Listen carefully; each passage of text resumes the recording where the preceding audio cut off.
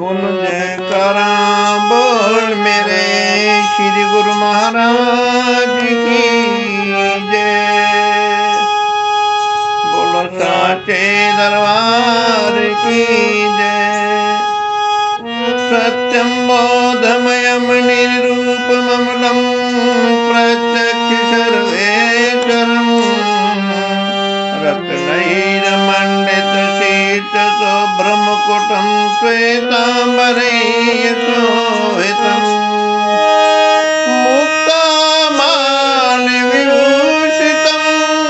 हृदयं सिंहासने समीक्षितं भक्तानां वरदं प्रसन्नवदनं श्री सद्गुरुदेवाय नमः।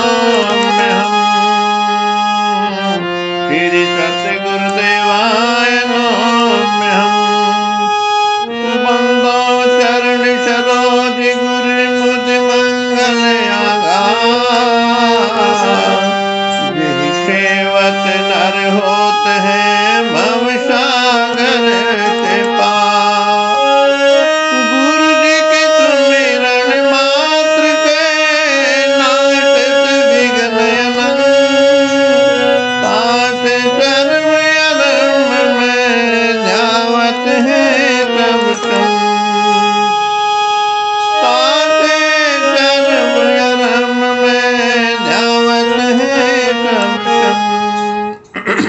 परम सौभाग्यशाली गुरुमुख सज्जन मंडली, इसी प्रकार थोड़े समय के लिए अपनी मुख रचना को पवित्र करने हेतु अपने हृदय में इष्ट देवदाता दयाल सतगुरुदेव भगवान जी का सुमरन व ध्यान करते हुए बड़े प्रेम सहित मिलकर बोलो जयकारा बोल मेरे श्री गुरु महाराज की जय। बोलो साचे दरबार की।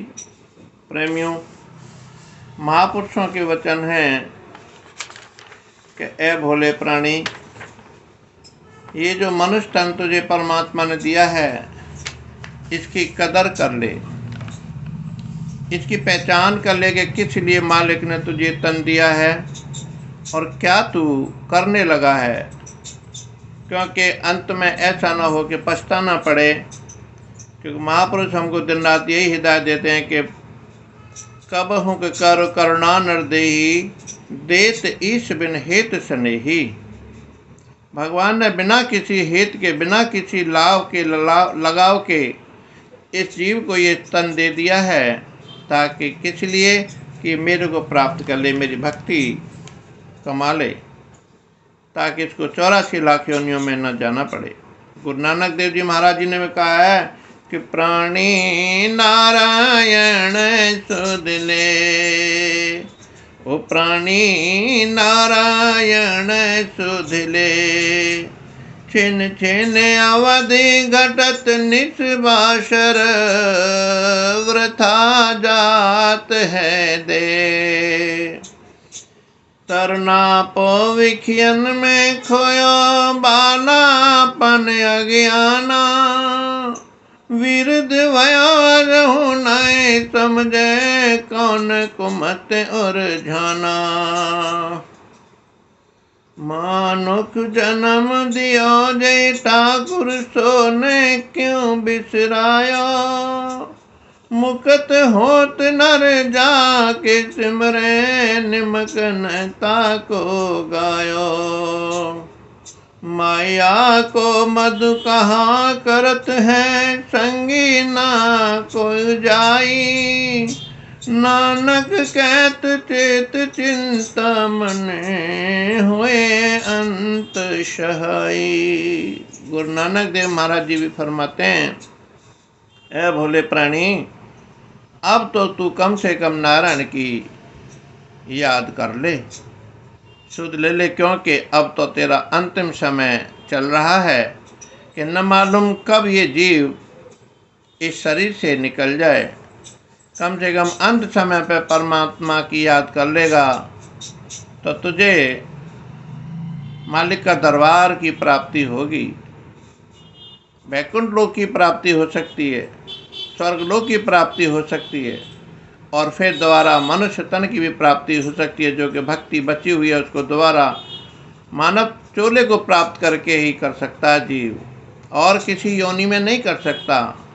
और जो योनियां हैं वो केवल भोक्ता भोक्ता हैं। मनुष्य जो शरीर है, मनुष्य तन है, मनुष्य की जो योनि है वो भोक्ता और कर्ता भी है। तो इसमें जीव को ये दोनों ही काम अपने संभाल के करने चाहिए कि भोगना तो है ही है।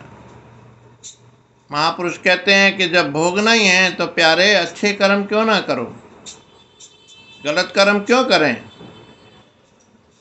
जब अच्छा तरह भोगें तो अच्छा लगेगा, गलत कर्म करें तो गलत भोगना पड़ेगा। इससे अच्छा है कि हम अच्छे कर्म करें ताकि मालिक का सानिध्य मिले, महापुरुषों का सानिध्य मिले, महापुरुषों की खुशियाँ मिले, महापुरुषों का प्रेम मिले। तो यही गुरु नानक देव महाराज कहते हैं कि भैया कि छिन्न छिन्न अवध घटत निश्वासर, दिन और रात तेरा ये शरीर जो घटता चला जा रहा है। अपने आप को ही पहचानो, अपने आप को देखो कि जब तूने जन्म लिया था तब तेरा कैसा शरीर था, कितना कोमल था, कितना प्यारा लगता। दुनिया दुलार करती थी, दुनिया प्यार करती थी तेरे को, परिवार वाले बाहर वाले भी।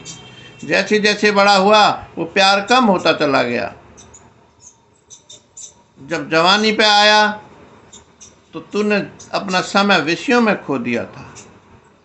केवल विषय ही अच्छे लग रहे थे, काम ही अच्छे लग रहे थे, भोग अच्छे लग रहे थे कि संसार में मुझे मालिक ने भेजा, कितनी बढ़िया मुझे पदार्थ मिले, लेकिन ये हमारा हानि का कारण था, ये दुर्गति का कारण था। विषय जो थे, भोग जो थे, भोग भोगना है तो ऐसे भोगो जिससे कि अच्छे कर्म हो, हमारे मालिक का सानिध्य प्राप्त हो। वो भोग भोगने में थोड़ा आनंद मिलता है। और बालापन जो था, बचपन जो था, वो अज्ञान पने में बीत गया, क्योंकि उसमें तो हर एक किसी की माप है कि भाई इतना ज्ञान होता नहीं किसी में। कोई कोई बिरला ऐसा बच्चा होता है जो कि बचपन में उसको ज्ञान होता है, जो कि उस मालिक की भक्ति कर लेता है और अपने जीवन को सुधार भी लेता है। महापुरुष कहते हैं, नानक देव जी कहते हैं, बिरध है अदहु ना चेतो। अब तो वृद्धावस्था में आ गया तू, अब तो कम से कम चेत जा।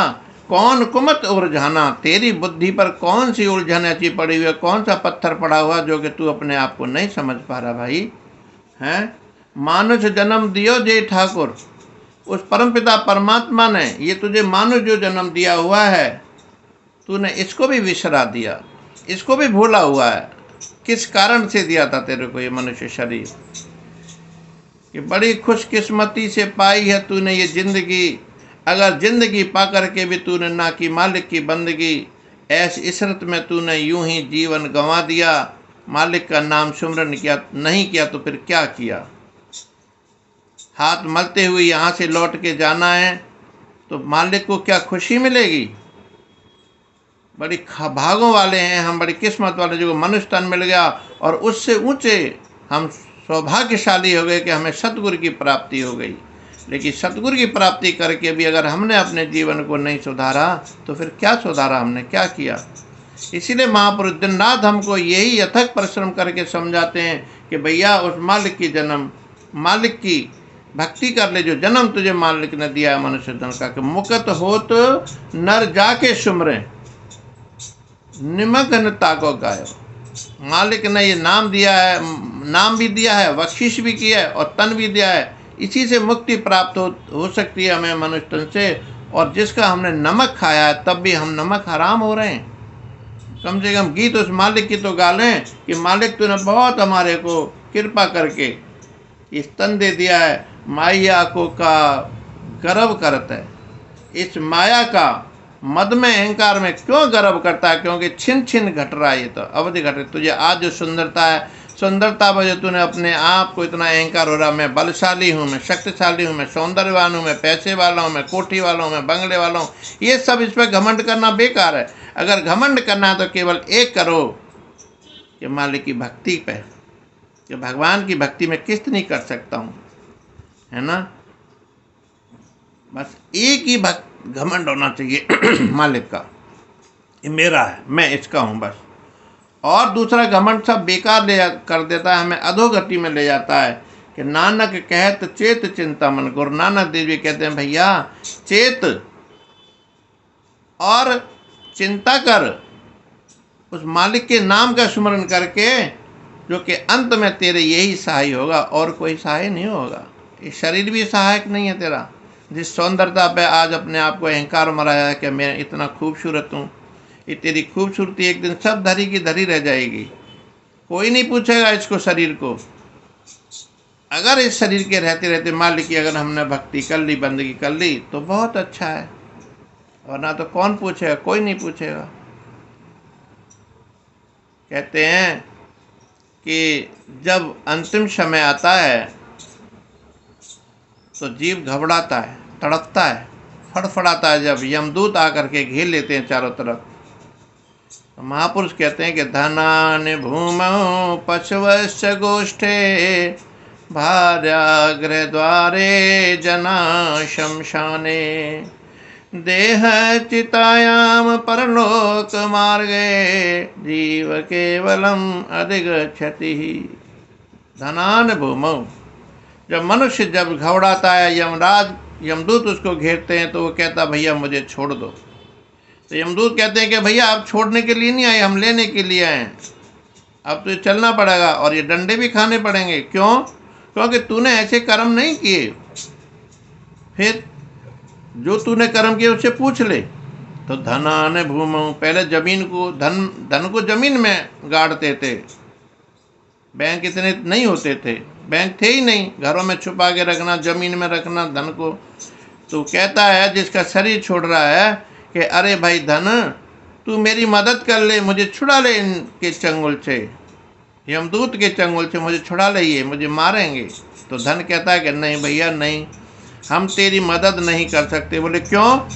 क्योंकि तूने हमारे को कमा करके इकट्ठा करके ज़मीन में अपंग कर दिया, ज़मीन में गाड़ दिया, हम चलने लायक नहीं छोड़े तूने। फिर कि काश के अगर तू इस धन को किसी महापुरुष की शरण में जाके सेवा करता, कोई कुआं बावड़ी धर्मशाला खुलवाता, किसी बहन बेटियों की शादी में तू पैसा लगाता, अर्थात तेरा धर्म का काम बनता, कोई पुण्य कर्म बनता, तो हम तेरी मदद करने के लिए अभी तैयार बैठे हुए थे। फिर पशुवश्च गोष्ठे, गोष्ठे कहते हैं घेर को, पशुओं को कहते हैं गाय को। गाय बैल मैंने तुमको इतना पाला, इतना अच्छा खिलाया, चारा खिलाया, हे गऊ, हे गौ माता मुझे बचा लो कैसे ही। तो गौ माता कहती है नहीं नहीं भैया हम तुझे नहीं बचा सकते। क्यों? क्योंकि तूने हमारे को अगर चारा खिलाया है, अच्छा अच्छा हरा चारा खिलाया, हमारी सेवा की, तो हमने तुझे दूध दिया और हमने बछड़े दिए तेरे को, अपने बच्चे तुझे दिए, और बच्चों से तूने हल में चला करके खेती में जो अन्न कमाया, अन्न कमा के जो तूने धन कमाया वो तूने ज़मीन में गाड़ दिया था। काश हमारे कमाई से, हमारे बच्चों की कमाई से, हमारे बैलों की कमाई से तू जो धन कमाया है उस धन को कहीं सेवा में लगाता, कहीं पुण्य कर्म में लगाता, परमार्थ बनाता अपना। लेकिन तूने कुछ नहीं किया, इसलिए हम असमर्थ हैं तुझे बचाने में। अच्छा तुम भी नहीं बचा सकते? कि नहीं हम नहीं बचा सकते। धनान भूमौ पशवश्च गोष्ठे। अब सबसे ज़्यादा प्यारा कौन है संसार में? हमारा पत्नी प्यारी है, भार्या। पत्नी को कहता है हे मेरी धर्म पत्नी, मुझे कैसे भी इन यमदूतों से बचा ले, तू तो मुझे सबसे ज़्यादा प्यारी है। क्योंकि मैंने संसार में कोई खुशी तेरे लिए कम नहीं छोड़ी। बढ़िया से बढ़िया गहने पहनाए मैंने, वस्त्र पहनाए, एक से एक सुंदर आभूषण पहनाए मैंने तुम्हें, जो तूने कहा वो मैंने किया। तेरी तरफ मैंने किसी आदमी से एक आंख भी नहीं मिलने दी। अगर किसी ने एक शब्द भी गलत बोला तो मैंने उसका भी जवाब दिया। तो पत्नी क्या कहती है कि ए मेरे पतिदेव, ए मेरे स्वामी, कि भार्या गृह द्वारे, मुझे तो घर के दरवाजे तक ही आज्ञा दिए समाज ने, मैं घर के दरवाजे से बाहर भी नहीं जा सकती, आपको कैसे छुड़ाऊँ? मेरी ताकत नहीं है। अरे तू भी नहीं छुड़ा सकते, मेरा साथ कौन देगा? जना शमशाने, मनुष्यों से कहता है भैया ए मेरे परिवार वाले हो, ए मेरे गली मोहल्ले वाले हो, मेरे रिश्तेदारों, भैया तुम तो मुझे छुड़ा लो। देखो ये मुझे मारने के लिए तैयार खड़े हुए हैं, मैंने तुम्हारी कितनी मदद नहीं करी। तो परिवार वाले और रिश्तेदार सब क्या कहते हैं? भैया जनाह शमशाने, वो कहते हैं हम तो तेरा साथ केवल शमशान तक ही दे सकते हैं, हम में इतनी सामर्थ्य नहीं है जो कि तुझे यमदूतों से छुड़ा लें। क्या करें फिर?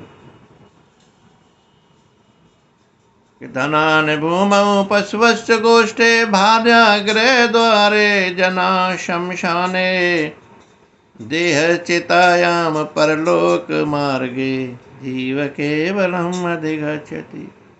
अब कोई मेरा साथ नहीं दे रहा तो अपने शरीर को ही कहता है, अरे भाई शरीर तू तो मेरा अपना है, तू ही मेरे को छुड़ा ले। कहती कि मैंने देख तुझे कितना हृष्ट पुष्ट रखा, मजबूत रखा, बढ़िया घी दूधों से तुझे माला माल कर दिया, तेलों से मालिश करी, अच्छे अच्छे साबुन से मैंने तुझे नहलाया, अच्छे से अच्छे कपड़े मैंने तुझे पहनाए, लेकिन तू तो मुझे छुड़ा ले इस चंगुल से।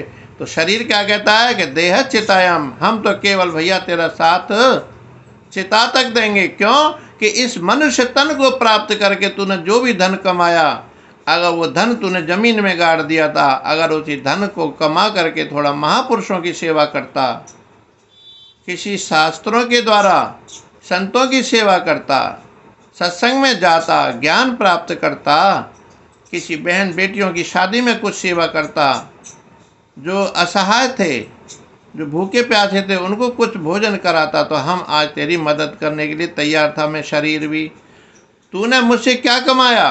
केवल अपने स्वार्थ का काम कमाया, परमार्थ का काम कोई नहीं कमाया। आज मैं तेरी मदद नहीं कर सकता, मैं असमर्थ हूँ।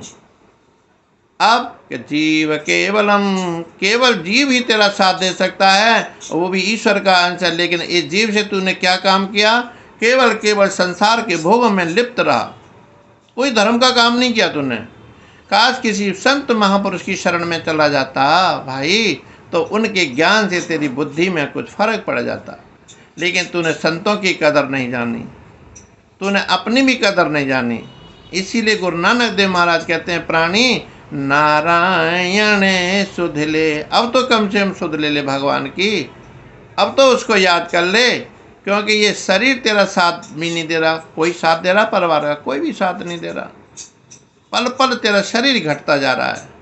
छोड़ दे ये जो तेरी सौंदर्यता है, जो तेरा अहंकार है, जो तो गर्व जो कर रहा है, माया का गर्व करता है, ये भी संग न चाले। ये जिस माया पर, जिस धन दौलत पर तू गर्व कर रहा है मेरे भाई, ये भी तो साथ जाने वाली नहीं है। जब शरीर ही साथ नहीं दे रहा, जो अपने साथ है 24 घंटे इसको पिंड को लिए घूम रहा है, ये भी तेरा साथ छोड़ रहा है। बता, इसको तूने अहंकार में, मैं बहुत बड़ा बलशाली हूँ, मैं बहुत बड़ा पैसे वाला हूँ, अब कहाँ तेरा पैसे वाली ताकत कहाँ चली गई? मैं तेरे को मार दूंगा, मैं ये कर दूंगा, मैं वो कर दूंगा, तुझे खरीद लूंगा। अब खरीदना किसको खरीद सकता है? तू अपने प्राणों की बाजी पर लगा हुआ है, तू अपने जीवन को नहीं खरीद सकता। हाँ, खरीद सकता था कि किसी सतगुरु की शरण में जाता, तो सतगुरु भगवान तेरी बाह पकड़ लेते और यमदूतों को कह देते कि खबरदार, अलग हट जाओ, ये मेरा जीव है, ये मेरा भगत है। और जब सतगुरु आकर के बाह पकड़ लेते हैं गुरुमुख को, तो काल की तो क्या, काल के फरिश्तों की भी ताकत नहीं है जो सतगुरु के भगत को कोई हाथ लगा दे। यही हमारी कमियां हो जाती हैं। लेकिन जो गुरुमुख, जो प्रेमी महापुरुषों के सत्संग में जाते हैं, उनके ज्ञान को अमल करते हैं, उनके बताए हुए नियम पर चलते हैं, तो प्रेमियों, ये जीव अपना कार्य संभाल लेता है। यही महापुरुष कहते हैं,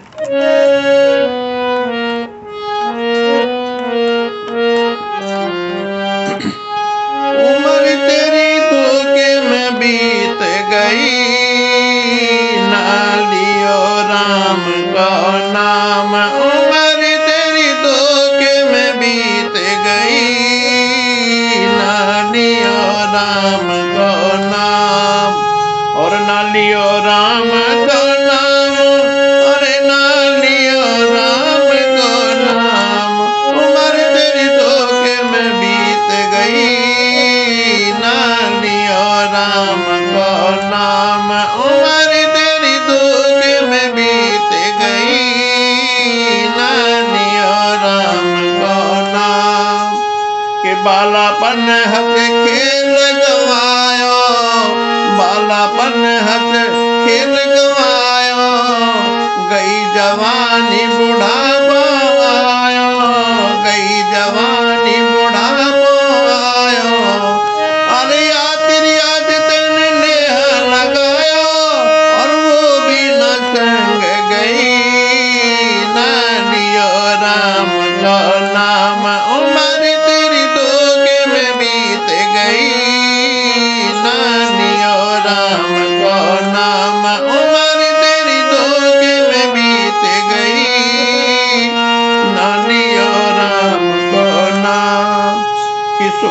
बरस तेरी गई रे खेल में, 16 बरस तेरी गई रे खेल में, 20 बरस गई है रे मेल में, 20 बरस हो गई मेल में, 40 गई तिरिया के मेल में।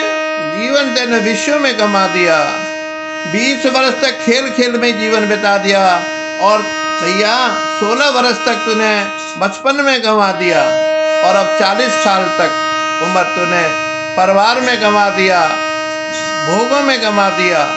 अब पछताने से कुछ नहीं होता कि 40 गई तिरिया के मेल में, अब 55 उम्र भई, ना लियो राम को नाम, उम्र तेरी दो के में बीत गई, ना लियो राम को नाम, ना लियो रे राम को नाम, अरे ना लियो राम को नाम, उम्र तेरी दो के में बीत गई, ना लियो राम को।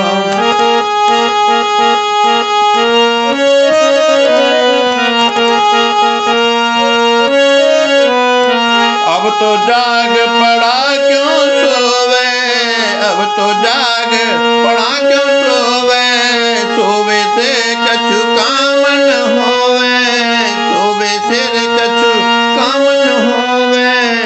संत महापुरुष दिन रात हमको यही समझाते हैं कि उठ भोर प्यारे, अब सुबह हो गई है तेरे लिए, उठ जा और मालिक की भक्ति कर ले, बंदगी कर ले, सत्संग में जा, महापुरुषों की शरण में जा।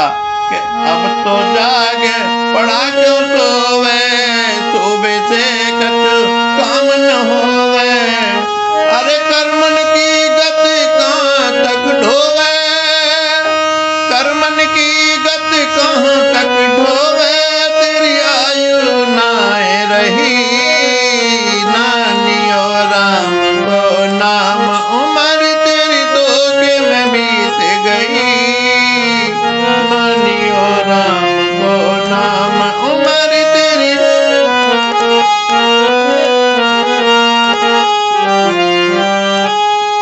और स्याही जाए सफेदी आवे, बाल काले थे सफेद हो गए, चेहरा गोलमोल था झुर्रियां पड़ गईं, आंखों की रोशनी तेरी जा रही है। अब कितना अच्छा दिखाई देता था, अब कम दिखाई देने लग गया, आंखों पे चश्मा लग गया, कानों से बहुत अच्छा सुनता था, अब सुनाई भी कम देने लग गया है। नहीं, इस जीवा से भी तूने भगवान का सुमरन नहीं किया।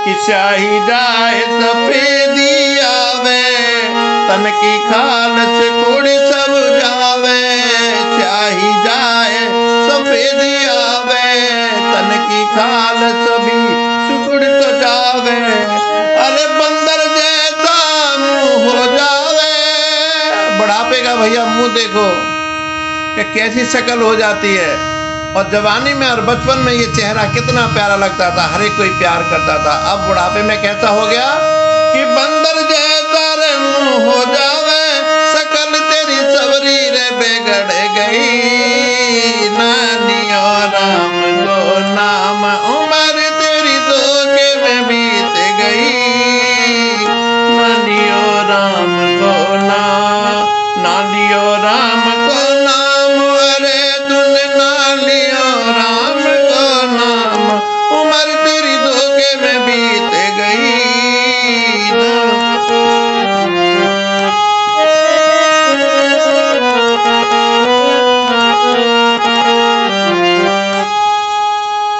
कहते हैं कि संसार में भैया जहाँ जाता है वहाँ तेरा सम्मान नहीं होता, और जहाँ नहीं जाता वहाँ सम्मान के लिए तेरे को जगह खाली पड़ी हुई है। कहाँ सम्मान होता है? महापुरुषों के श्री चरणों में, उनके सानिध्य में जब जीव अपना जीवन गुजारता है तो महापुरुष इतना प्यार करते हैं, इतना प्यार करते हैं कि वो प्यार के अपने दुलार में इसको भक्ति से माला माल कर देते हैं। और फरमाया भी है कि आव गई आदर गई नैनन गयो सने, और तुलसी वहाँ न जाइए जहाँ कंचन वर्ष में। संसार में वहीं धक्के खाते हैं, और जहाँ दरबार में हमको कंचन मिलता है, प्रेम की बारिश होती है, वहाँ नहीं जाते। संसार में फिर भी वहीं धक्के खाते हैं जहाँ पे हमारी आब नहीं होती, इज्जत नहीं होती।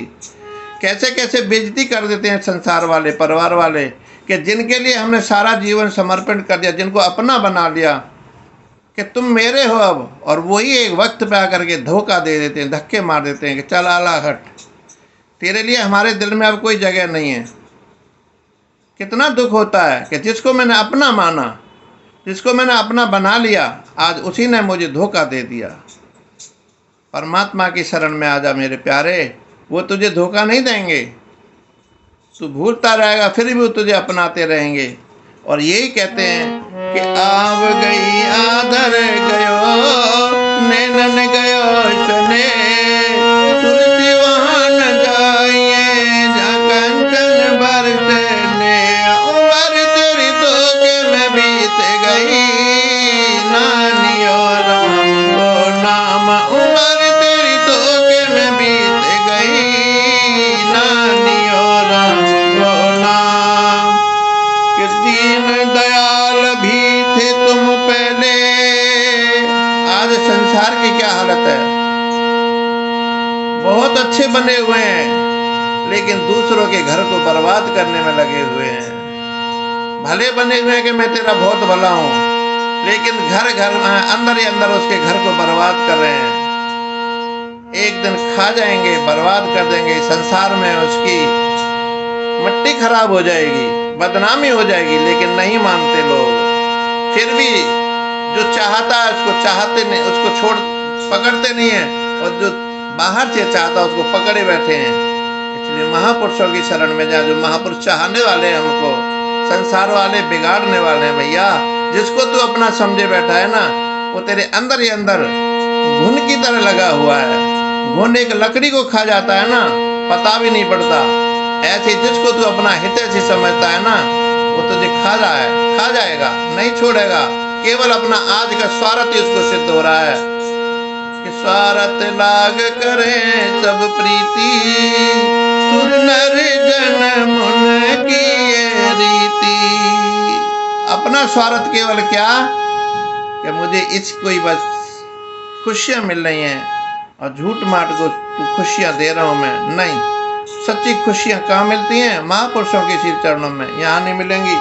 कि दीन दयाल भी थे तुम पहले, कलयुग आए कहाँ तुम करियो, और घर घर दुष्ट दुशासन है गए, द्रौपदी की लाज तुम कब तक बचैयो। अरे द्रौपदी की लाज तुम कब तक बचैयो, उम्र तेरी धोखे में बीत गई नानियो राम को नाम, उम्र तेरी धोखे में बीत गई नानियो राम को नाम। इसीलिए भैया महापुरुष हमको यही समझाते हैं दिन रात कि जितना समय बच गया है, कम से कम कितना बचा ये तो उन्हीं को पता है, गुरु महाराज जी को। तो यही दिन रात समझाते हैं कि भाई अब तो मालिक की भक्ति कर ले, अब तो बंदगी कर ले कम से कम, क्योंकि कल समय मिले न मिले इसकी कोई गारंटी नहीं है। अब के नहीं चेतो तो फिर पछतावा रह जाए, पछतावा रह जाएगा। बाद में बहुत दुख होगा कि काश मैं महापुरुषों की वाणी को मान लेता, उनको वाणी को सुन लेता, उनके वचनों को अमल कर लेता, तो आज मुझे इतना पछतावा नहीं होता। प्रेमियों, हम भी गुरु माई के चरणों में यही प्रार्थना करते हैं, मेरे सच्चे पातशाह तेरी भक्ति तेरी बंदगी में हमारा जीवन बीत जाए, और ऐसी हमारी मन चित्त बुद्धि को हमेशा इतना सोच रहे कि आपके श्री चरणों से कभी जुदा ना हो जाएं, कभी भी हम अलग ना रहें। हे नाथ प्रेमियों, जब हम महापुरुषों के सानिध्य में रहेंगे, उनकी श्री आज्ञा में रहेंगे, तो हमारा ये लोक भी सोहिला होगा और परलोक भी सोहिला होगा। इसीलिए प्रेमियों, आप सभी से ये विनती है मेरी कि ये जो मेरा चैनल है, इसको आप जिसने सब्सक्राइब नहीं किया है वो सब्सक्राइब कर दें, और लाइक अवश्य करते रहें, और कमेंट में भी लिखते रहें कि क्या क्या मेरी कमियां हैं, क्या क्या मेरी गलतियां हैं, जिन गलतियों को मैं सुधार सकूं और आपके श्री चरणों में सतगुरुदेव भगवान के चरणों में मैं यही तन मन से सेवा करता रहूं, ताकि मेरा भी जीवन धन्य हो जाए। मेरा एक यही खुशी है कि मैं महापुरुषों की वाणी का गान कर सकूं, उनकी लीलाओं को गान कर सकूं, उनके बताए हुए उपदेशों को भी मैं कह सकूं। तो मेरा ये सौभाग्य है और मेरा भी ये लोक परलोक सुहेला हो जाएगा। प्रेमियों, बोलो जयकारा बोल मेरे श्री गुरु महाराज की जय, बोलो सांचे दरबार की जय, आनंद कंद भगवान की जय।